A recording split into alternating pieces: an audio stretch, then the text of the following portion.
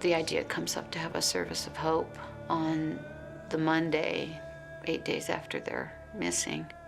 Absolutely, it wasn't going to be anything like a funeral for us. It was going to be the last big push in the spiritual battle.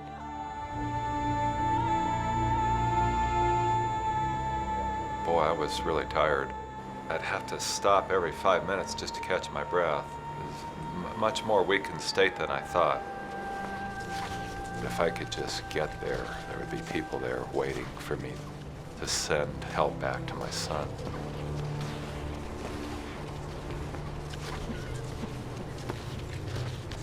Well, as I get closer to this village, I'm looking for telephone lines, power lines, signs that there really are people there. I don't see smoke coming out of the chimneys.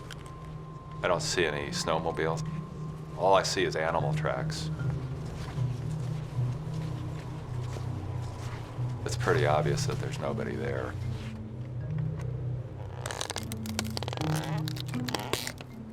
If I can get a fire started, smoke comes out of this area that's clearly been abandoned, that'll be a sure sign to the searchers that they need to investigate.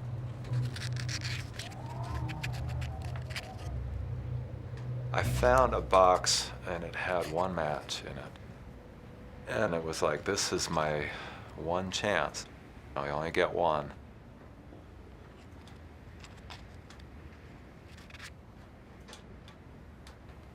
I decided to wait. And I thought, well, what's in the other cabins?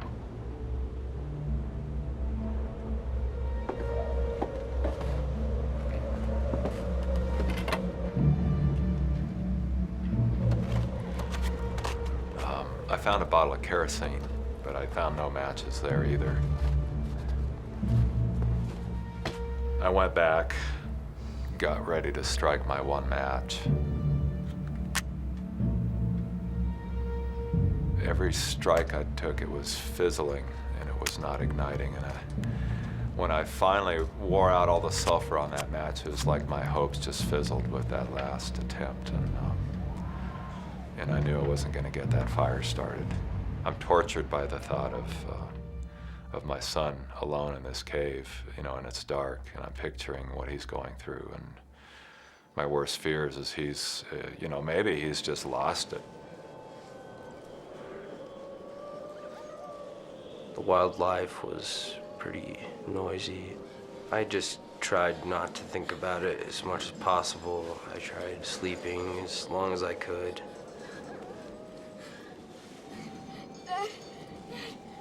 He wasn't there, and I was really scared. Off and on I was sleeping, and I was in just a torment, just knowing that he was in a worse place than me.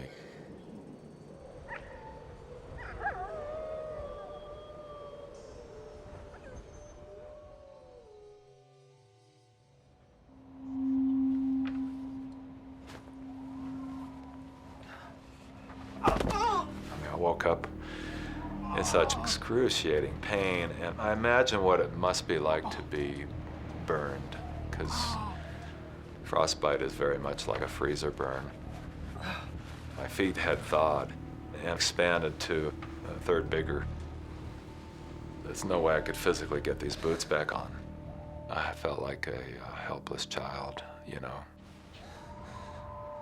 I've lost control. Now I can't.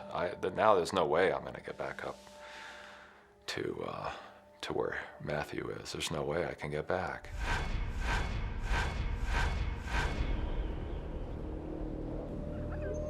Matthew is alone in the cave. Now Mike, too, is trapped, alone, exhausted, and unable to move.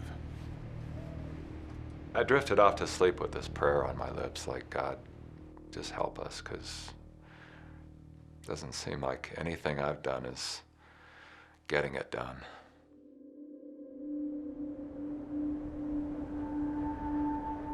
Two days had gone by, and I didn't know what kind of mental state he would be in, let alone his physical state. I had to let him go. I can't can't take care of him anymore. I just came to the thought that I don't know what I'd do if I had to go back and face Mary without Matthew with me. I'd run out of water. I grabbed a couple pots and pans and crawled my way to the front door to just scoop some snow off the steps.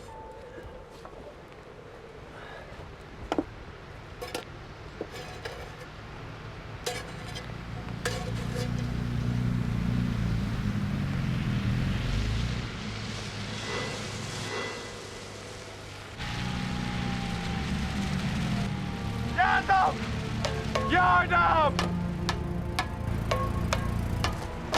A band of loggers has been clearing the trail of fallen branches brought down by the snow, and by pure chance, they stumbled on Mike.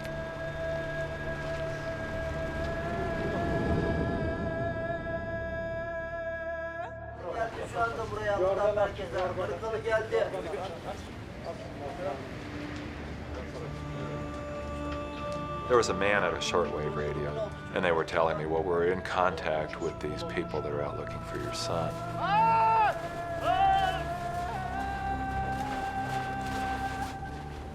I knew that they were doing everything they could to go find him.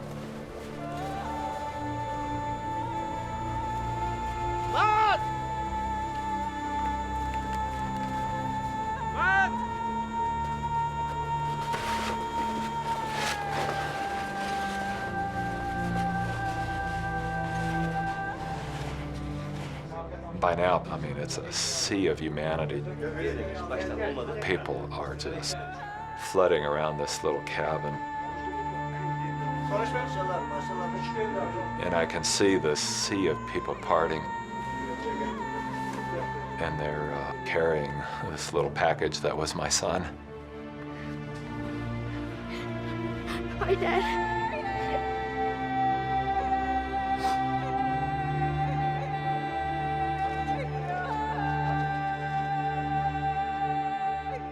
Things were happening pretty quick. You know, they were getting in touch with all the embassy folks. Finally, they put Mary on, and well, I said, hey, dear, we've been separated a little bit, Matthew and I, but we're okay. Little did I know, she had no idea that we'd been separated for days. It was probably just as well. After an operation to remove one toe and part of another, Matthew's feet were saved. He and Mike made a full recovery. The family now lives in Colorado Springs.